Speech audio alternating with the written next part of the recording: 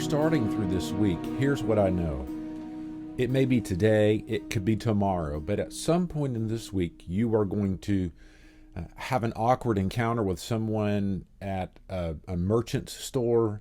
You're going to see something on social media that you're tempted to engage in or that ruffles your feathers, or you will see or read a news article or report that frustrates you and that causes you to resolve, well, we're just going to hell in a handbasket. We should throw our hands up and quit.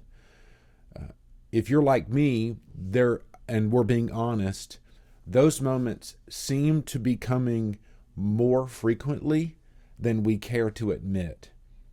But it causes us also to reconcile some important truths that we, as the people of God, are invited on mission with God to be the hope to the world, to carry the hope to the world.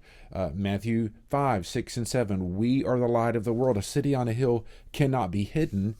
And I think that's where we have to begin to reconcile that maybe we have been hidden. We have been, as modern culture would say, the silent majority. We have not been outspoken enough. We have not demonstrated love or compassion enough. And if we're being really honest, we have to reconcile the truth that we are to blame. Like the church and the people of God are to blame for the demise of culture. We may look around us. In fact, if you haven't said this, you've at least heard it, that we look around and we see even the ongoing struggle of LGBTQ initiatives and its combat with the church, or the differences in opinion. And someone has said, well, if the Lord doesn't destroy America, he owes Sodom and Gomorrah an apology.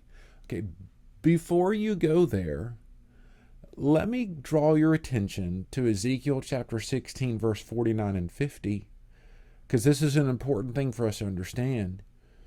Ezekiel 16, 49 and 15, the prophet of Ezekiel is actually referring to Sodom and Gomorrah, and he does not say that Sodom and Gomorrah were destroyed because of their sexuality. In fact, he says they were destroyed because of their gluttony, because of their selfishness, because of their failure to meet the needs of the poor.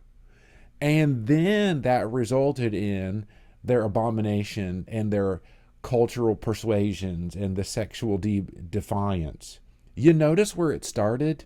It started with failures to do what the church has been mandated to do.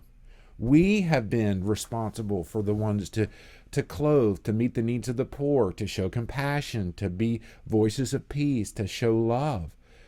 So if we want to look around our culture and throw up our hands and to say, oh, it's hopeless, we must first repent as the people of God for having failed to do what is our job, and we must commit to re-engage. Like when our faith intersects culture, I think here's another way of saying it.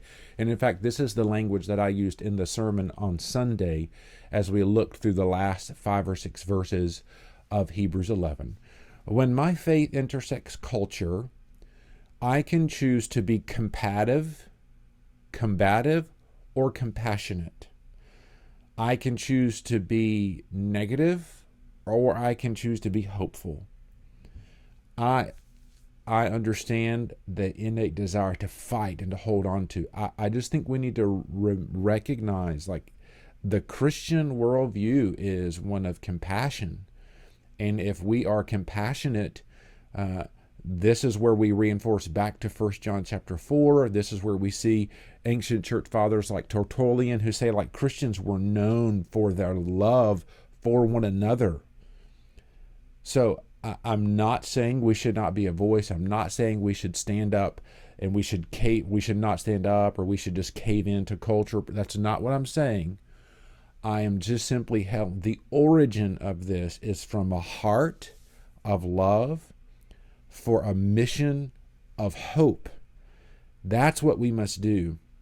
And if we want to see revival, if we want to kind of see culture curve back toward God, it's going to begin with the people of God being repentant for where we have failed and being renewed with fervor to walk with compassion, to carry hope, to demonstrate love, to love God with all of our heart, soul, and mind, and love our neighbor as ourselves. Hope you're encouraged, and I hope you're challenged by that today. Check out our website for more information. Let us know how we can help. Let's walk by faith and not by sight, with endurance for the glory of God. See you next time.